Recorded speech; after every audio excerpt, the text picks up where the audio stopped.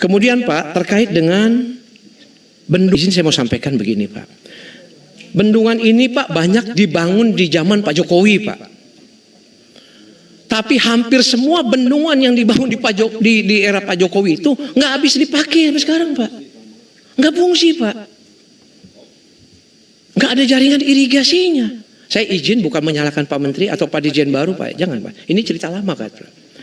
Semua perencanaan. Contoh Pak di Bendungan Tanju yang Bapak datangi itu Pak. Bapak bayangkan kita keluar duit 1, sekian triliun Pak. Ada 2 bendungan Pak. Sampai sekarang nggak bisa dipakai. Dan tanahnya bermasalah. Betul kata Pak Dirjen. Saya begitu datang Pak. Langsung Pak.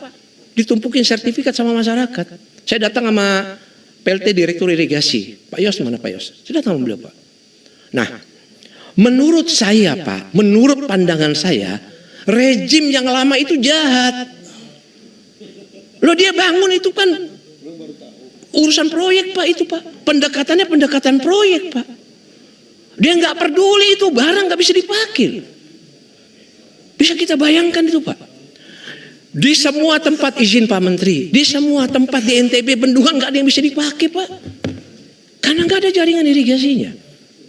Nah ke depan Pak Menteri, Bapak harus selektif Pak. Karena bendungan ini, izin Pak, saya sudah hitung. Pimpinan saya minta batu. Bendungan itu mahal Pak. Bayangan Bendungan Tanju itu habis 1,4 hanya mengairi 2.250 hektar sawah. Kalau Bapak hitung berapa? Belum termasuk jaringan irigasinya.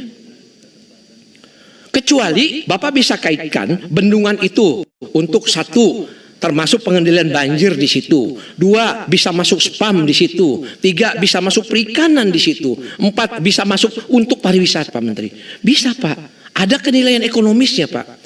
Tapi kalau cuma Bapak bangun bendungan, habis itu lagi Bapak bangun irigasinya, coba Bapak hitung Pak berapa habis uang kita Pak.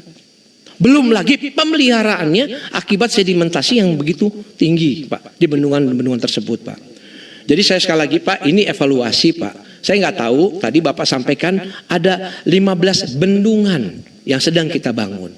Apakah kalau bendungan ini jadi nanti, akankah terbengkalai juga seperti bendungan-bendungan yang sudah dibangun itu? Nah ini jadi pertanyaan Pak. Saya yakin Bapak kayaknya lebih sigap dalam proses-proses bekerja dan perencanaan ini ke depan Pak. Ratingnya ada, lampunya ada, nomornya ada, semuanya ada. Yang harus komplit kalau ingin naik. SEM-nya juga ada sini, ya, supaya komplit semua, supaya tahu. SEM-nya ada, ini SEM ada. Kemudian BPKB ada, ya kan? Lengkap. STNK ada. Helm sebentar lagi dipakai. Sertifikat uji juga ada semua. Apalagi yang masih kurang? Ijazah mana ijazah? Ya nggak tahu, tanya yang mau tanya saya.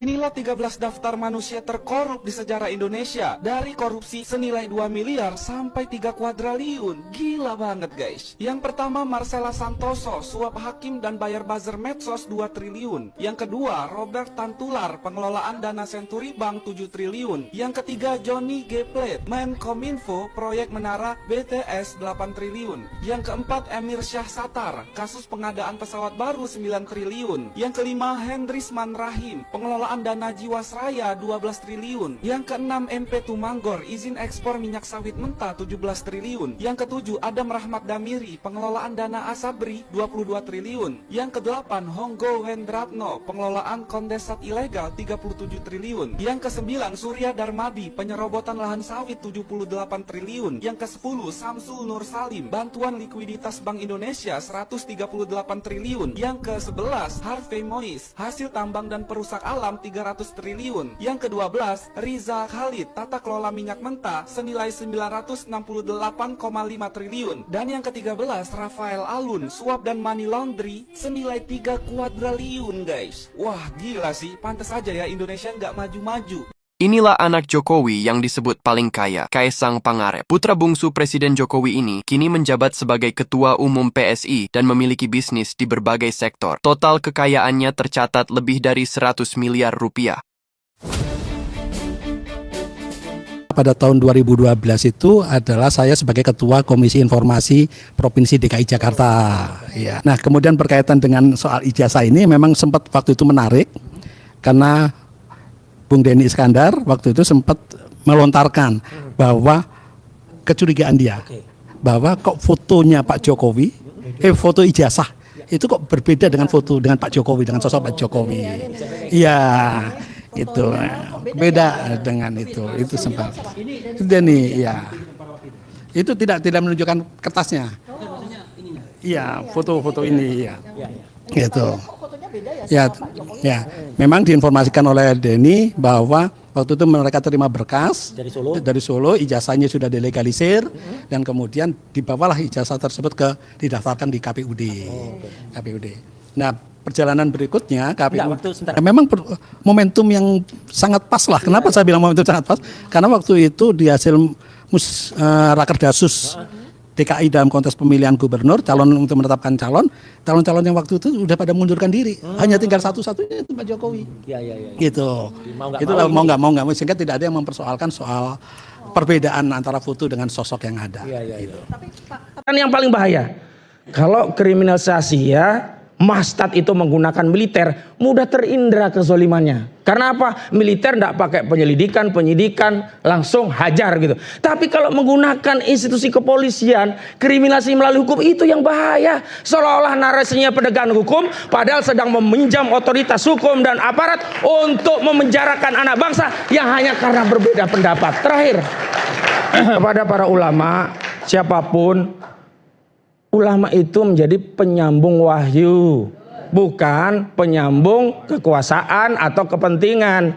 Saya hadir di sini, saya memang karena perintah agama, karena hadis Nabi menyatakan, man ra'a minkum munkaron fal yughayyiru biyadihi, fa illam yastati fa bilisanihi, fa illam yastati fa biqalbi, fadzalika at'aful iman. Dan ijazah palsu ini adalah kemungkaran.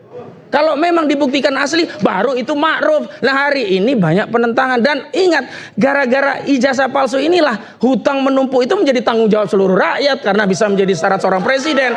Jadi jangan menganggap apa yang dilakukan oleh Pak Roy dan sebagainya ini adalah masalah yang membuat gaduh. Memang iya kedoliman itu kalau ada kalimat yang benar dianggap gaduh. Memang iya al-batil itu nggak suka al-haq datang karena dianggap gaduh. Itu juga dulu yang dituduhkan kepada Nabi Allah Ibrahim. Itu juga dulu yang dituduhkan kepada Rasulullah Muhammad, tukang gaduh, pemecah belah dan seterusnya. Sekarang kembali saja ke substansi. Ijazahnya asli tidak sih? Kalau memang asli Pak Jokowi, sekali lagi, Pak Jokowi kabeh mesti ngunduh wohing pakerti. Wassalamualaikum warahmatullahi wabarakatuh. Saya ingat sekali bahwa di masa pemerintahan Jokowi, ini dicatat nih teman-teman ya, Komisi ASN dibubarkan. Padahal Komisi ASN adalah, di dalam Undang-Undang ASN dikatakan dia adalah penjaga meritokrasi gitu. Dibubarkan. Dan yang paling ngotot membubarkan namanya Pak Luhut Panjaitan tuh. Sudahlah, bubarkan saja. Itu kewenangan presiden gitu. Sehingga muncul pikiran-pikiran rektor tunjuk langsung aja presiden gitu. Jadi ini saya sebut penunjukan manusia-manusia yang harus memimpin negara itu bergerak dari yang namanya semula institusionalisasi menjadi personalisasi gitu. Nah, itu yang membuat kerusakan sekarang ini gitu.